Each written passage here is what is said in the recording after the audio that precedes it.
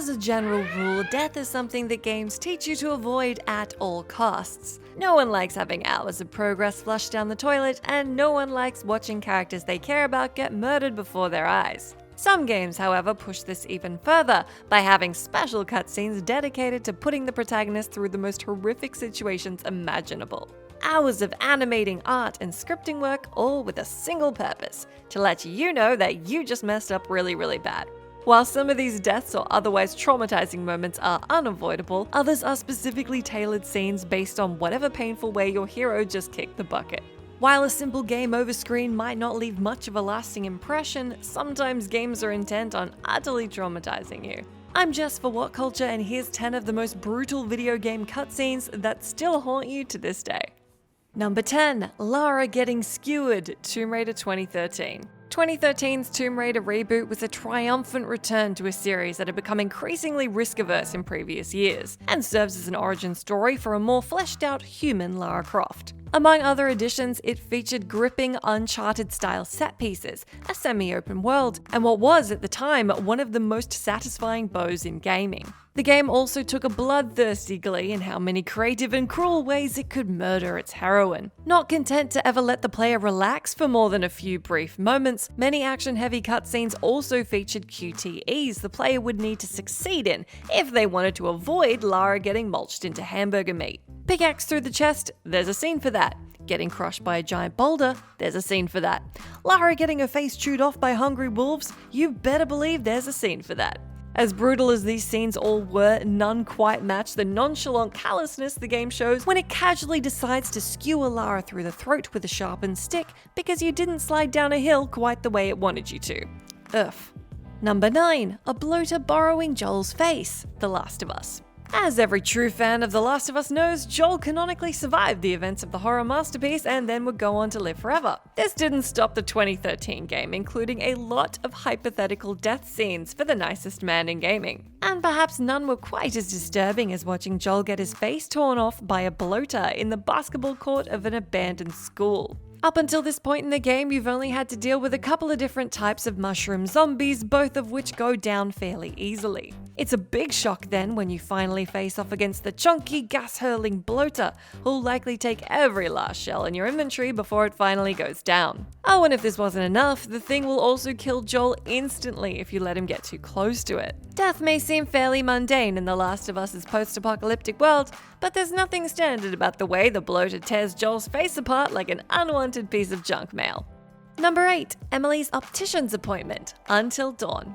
Supermassive's 2015 interactive horror film Until Dawn is still an excellent spook fest in 2020. And one of its best features is how it knowingly utilizes the sorts of tropes that make lesser games fall flat. Until Dawn knows a simple truth, namely that most horror protagonists are unlikable idiots. You'll have as much fun letting Until Dawn's cast die as saving them, and perhaps none are more unlikable than abrasive mean girl Emily. There are several ways Emily can meet her end. You can even have one of the other characters shoot her if you're having a particularly bad day, but none are as brutal as watching the ghoulish Wendigo perform impromptu eye surgery on her, a la Blade Runner. The difference is that Rutger Hauer didn't have a set of 3-inch claws. Ouch. Number 7. X gon' give it to you. Resident Evil 2 Remake.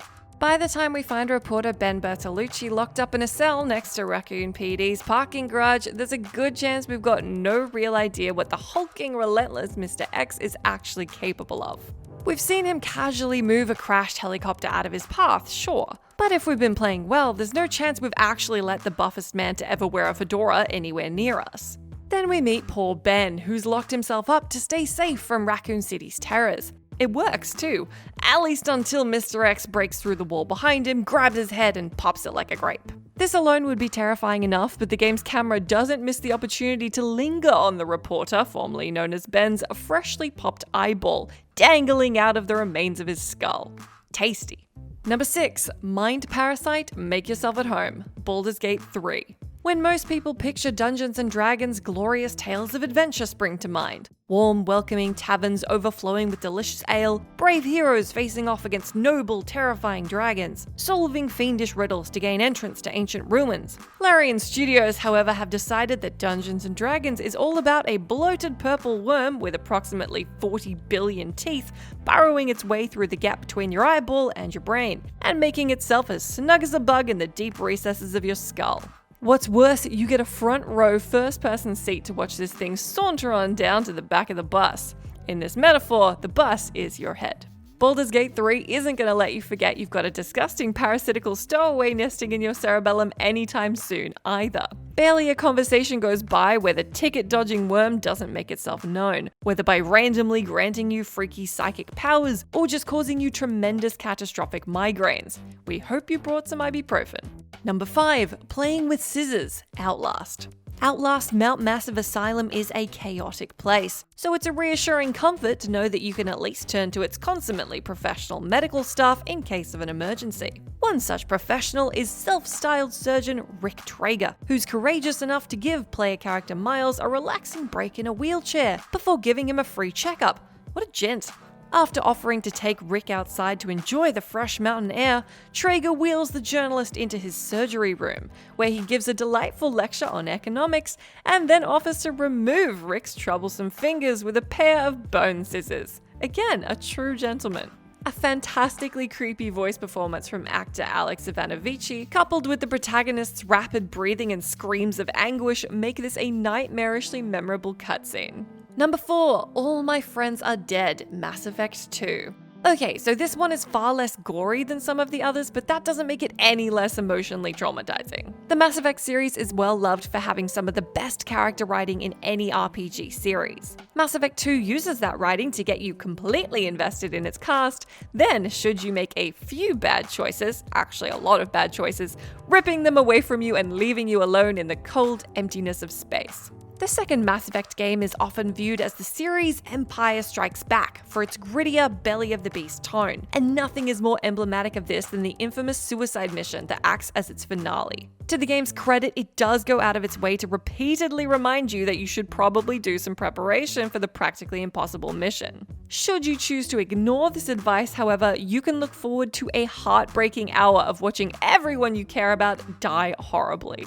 Number 3. The Goggles Do Nothing, Clock Tower 3. Sometimes it's not enough for a brutal cutscene to shock you, gross you out, or otherwise make you want to boil your eyes. Sometimes a cutscene has that special something that makes it genuinely disturbing. Cult horror classic Clock Tower 3 has one such scene. The game follows protagonist Alyssa and separates itself from other survival horror titles by only really having one enemy to deal with at a time, albeit one that pursues you relentlessly throughout. Each chapter introduces a new foe alongside a backstory for them. The second terror she meets is Kuroda, a serial killer who murders his victims with acid. Kuroda alone isn't all that terrifying, but the game introduces his backstory in a cutscene that's equal parts heartbreaking and disturbing. Alyssa experiences a ghostly flashback where the Kuroda invades the home of an elderly woman and her son, gleefully shrieking as he traps them both in a vat of acid. Words really can't do it justice, which is probably for the best. Number 2. Struggification, Quake IV. You can't make a horrifically malformed cybernetic demon without buzzsawing off a few limbs, as the old saying goes. No game knows this better than FPS Quake IV, which buys you a front row seat to the entire process of turning a human into one of those monstrosities. We hope you weren't all that attached to your legs, although you won't be needing them where you're going. Quake IV's infamous struggification scene straps you into the world's worst theme park ride for one of gaming's most uncomfortable first-person cutscenes. What makes the whole thing worse is that there's someone right in front of you having the exact same thing happen to them, so you get to see every agonizing detail play out before it's your turn in the spotlight. But hey, at least you got some nice new robot legs, painfully welded onto the bloody stumps of where your own legs used to be, but still.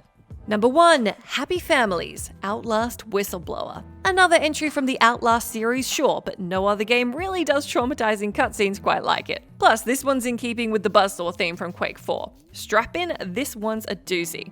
Outlast Whistleblower is home to hopeless romantic Eddie Gluskin, a homicidal maniac intent on finding the perfect bride. Unfortunately, it's slim pickings in Mount Massive, so Eddie is forced to rely on less conventional methods. I won't detail those methods here, but protagonist Waylon Park gets to experience them up close from inside a locker before Gluskin ties Park down for his own romantic evening. 2 years before Kojima did it, Outlast Whistleblower managed to leave players with enough phantom pain to last a lifetime.